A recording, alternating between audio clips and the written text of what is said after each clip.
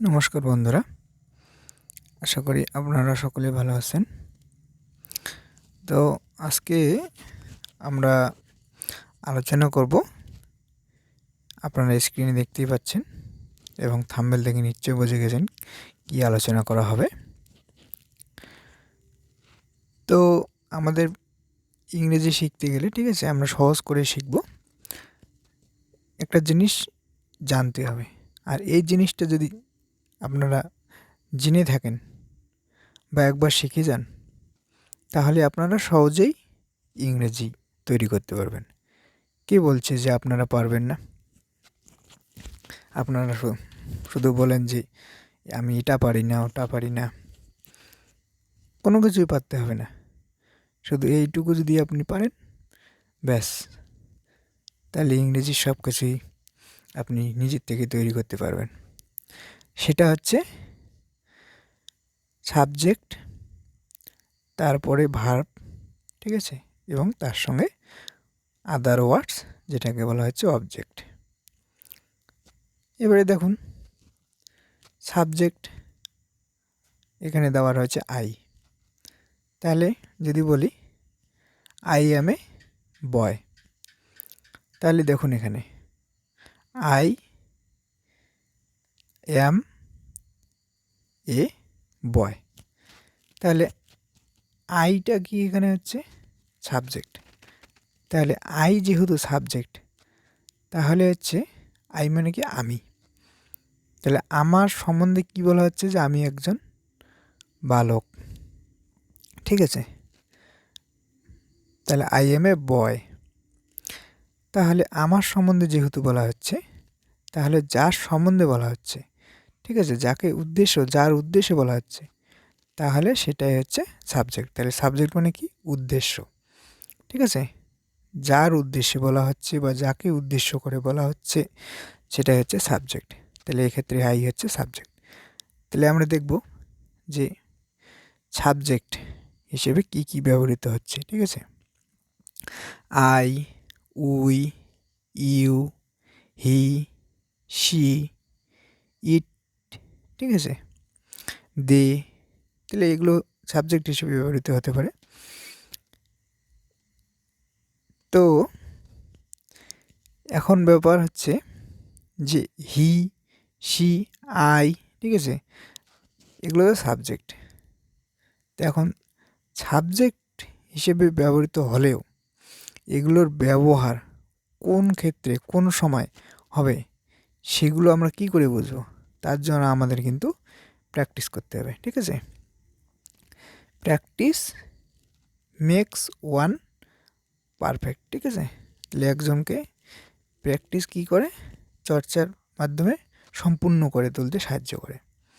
সেই কারণে আমরা শিখব, কিছু নিয়ম শিখব, কিন্তু আমাদের সেগুলো প্র্যাকটিস করতে করতে নিয়মগুলো শিখে নিতে হবে এবং সেই সম্বন্ধে অভ্যস্ত হয়ে উঠতে হবে। তাহলেই কিন্তু আমরা পুরোপুরি জিনিসটা বুঝে নিতে পারবো। আর শুধু নিয়ম শিখে গেলাম, প্র্যাকটিস করলাম না, তাহলে কিন্তু শিখতেই পারবো না। আজকে শিখলাম, কিছুদিন পর ভুলে যাব। সেই কারণে আমাদের কিন্তু নিয়ম জানার পর নিজের থেকেই তৈরি করতে হবে নিত্য নতুন বিভিন্ন রকম সেন্টেন্স, ঠিক আছে।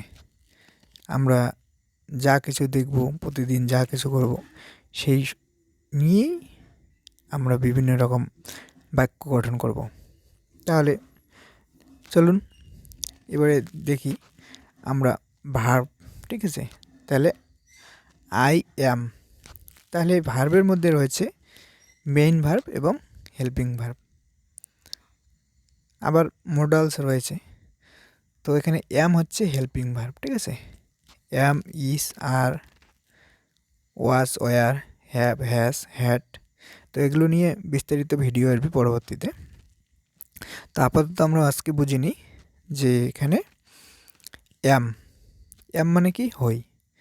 তাহলে আমার সঙ্গে কি বসে, অ্যাম, আই অ্যাম, ঠিক আছে। আই হচ্ছে সিঙ্গুলার। আবার উই, উই হচ্ছে কি প্লুরাল। তো এখন এই যে সিঙ্গুলার প্লুরাল এগুলো কি নাম্বার মানে বচন। তো সিঙ্গুলার কোন সময় হবে, যখন হচ্ছে একটি সম্বন্ধে বলা হবে বা একজনের সম্বন্ধে বলা হবে তখন হবে সিঙ্গুলার, অর্থাৎ এক মানে সিঙ্গুলার। এবং প্লুরাল কি একের অধিক, একাধিক, একের বেশি যেখানেই হবে। ইংরেজিতে দ্বিবচন হয় না, ঠিক আছে, বহু বচন। একের বেশি হলে প্লুরাল নাম্বার, আর এক হলেই সিঙ্গুলার। এখন এই যে এককে বোঝানোর জন্য কি ব্যবহৃত হয় আর্টিকেল, সেটা হচ্ছে এ এবং এন। এবারে এ কোন সময় বসবে, এন কোন সময় বসবে, ঠিক আছে। এ বসবে, আগে আমাদের জানতে হবে যে ভাওয়েল কয়টি রয়েছে, ঠিক আছে। ভাওয়েল রয়েছে 5টি। আমাদের লেটার্স আমরা জানি এ থেকে জেড পর্যন্ত। তো এই এ থেকে জেড পর্যন্ত 26টি লেটার রয়েছে। এই 26টি লেটারের মধ্যে 5টি হচ্ছে ভাওয়েল। কি কি? এ, ই, আই, ও, ইউ। এখন যে ওয়ার্ডটির সামনে, ঠিক আছে, আমরা আর্টিকেল বসাবো এ এন, ঠিক আছে, সেই ওয়ার্ডটি যদি উচ্চারণ হয় ভাওয়েলের মতো তাহলে আমরা তার আগে এন বসাবো, আর বাকি সব ক্ষেত্রে এ বসাবো, ঠিক আছে। ঠিক দি বা দা, এটা কোন সময় কোন উচ্চারণটা হবে, যদি ওয়ার্ডের উচ্চারণ ঠিক একই রকম ভাওয়েলের মতো হয়, ঠিক আছে, তার আগে হবে দা, আর যদি না হয় তাহলে হবে দি। এটা আমরা ব্যবহার করতে করতেই শিখে যাব, পরবর্তীতে আবার ভিডিও আসবে, ঠিক আছে। তাহলে সিঙ্গুলার আর প্লুরাল এটা মনে রাখতে হবে। সিঙ্গুলার হচ্ছে একজনের ক্ষেত্রে, আর প্লুরাল হচ্ছে একের বেশি, একাধিক, ঠিক আছে। এবার আর একটা বিষয়, ইউ, ইউটা হচ্ছে সিঙ্গুলারেও হয় প্লুরালেও হয়, ঠিক আছে। তাহলে ইউ এর ক্ষেত্রে কী হবে, ইউ আর, যেমন ইউ আর এ ম্যান, ঠিক আছে, you are a famous man, ঠিক আছে। এবারে হি, হি হচ্ছে মেল, আমরা বাংলাতেই হচ্ছে সে। তো সে বলতে সেটা পুরুষও হতে পারে, আবার হচ্ছে মহিলা বা স্ত্রী হতে পারে। যখন পুরুষ হবে তখন সে জায়গায় আমরা ইংরেজিতে, ঠিক আছে, হি লিখব, অর্থাৎ মেল হলে হি। আবার যদি ফিমেল বোঝায় তাহলে সেক্ষেত্রে আমরা শি ব্যবহার করব। দুটোই হচ্ছে সিঙ্গুলার। এখন এখানে হচ্ছে কি হেল্পিং ভার্ব কোনটার সঙ্গে কি বসবে, হি এর সঙ্গে বসবে ইস, ঠিক আছে, শি এর সঙ্গে বসবে ইস। এরপর ইট, দেখতে পাচ্ছি ইট,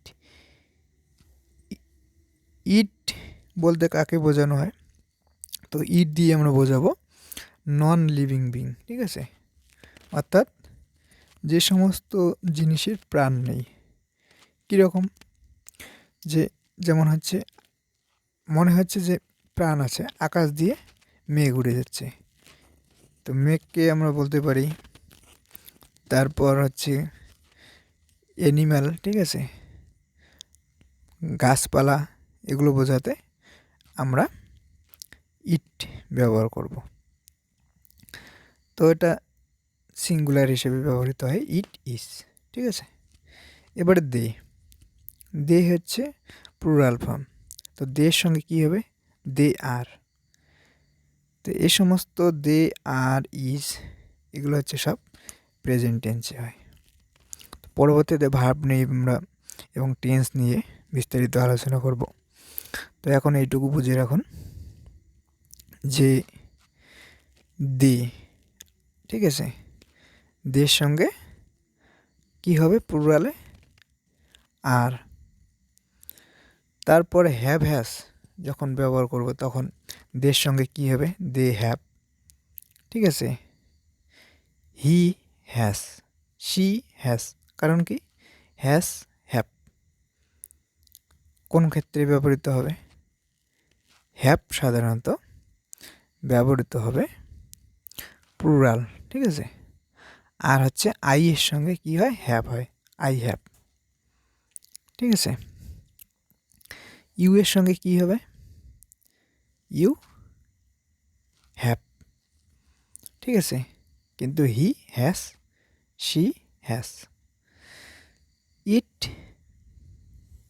হ্যাজ, ঠিক আছে। তো এরপর আমরা দেখব সাবজেক্ট দেখলাম, ঠিক আছে, হেল্পিং ভার্ব দেখলাম, এবারে দেখব অবজেক্ট। তো যখন হচ্ছে আই বলছি তাহলে সেটা সাবজেক্ট হিসেবে ব্যবহৃত হচ্ছে।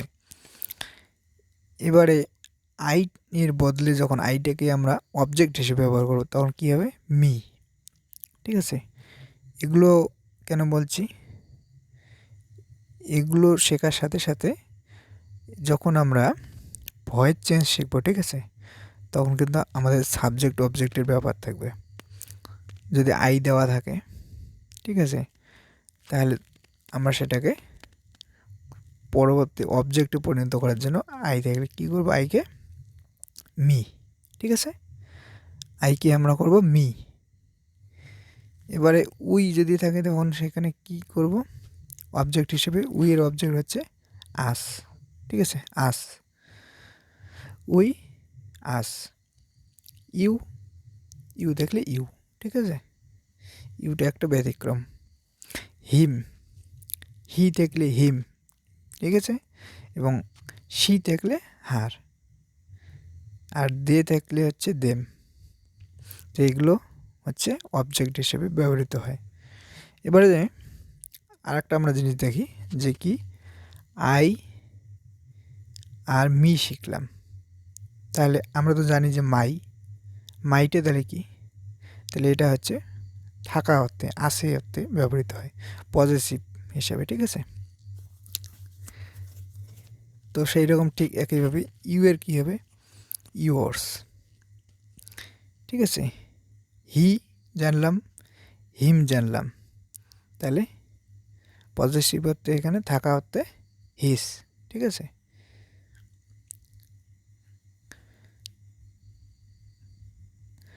তাহলে আমরা দেখলাম কি কি আজকে দেখলাম আমরা দেখলাম সাবজেক্ট, হেল্পিং, ঠিক আছে, হেল্পিং ভার্ব, অবজেক্ট, এবং হচ্ছে তার সঙ্গে নাম্বার, সিঙ্গুলার, প্লুরাল এবং পজেসিভ হিসেবে কি ব্যবহৃত হয় সেটা আমরা আজকে দেখে নিলাম। তো অল্প অল্প করে আমরা শিখি, ঠিক আছে, এবং পরবর্তীতে আমরা আরও বিস্তারিত আলোচনা করব। তো আজকে ভিডিওটা এই পর্যন্ত। যদি বুঝতে কোথাও অসুবিধা হয় কমেন্টে জানাবেন, পরবর্তীতে আরও ভালোভাবে ভিডিও নিয়ে আসা হবে। তো এতক্ষণ ভিডিওটি মনোযোগ দিয়ে দেখার জন্য আপনাদের অসংখ্য ধন্যবাদ।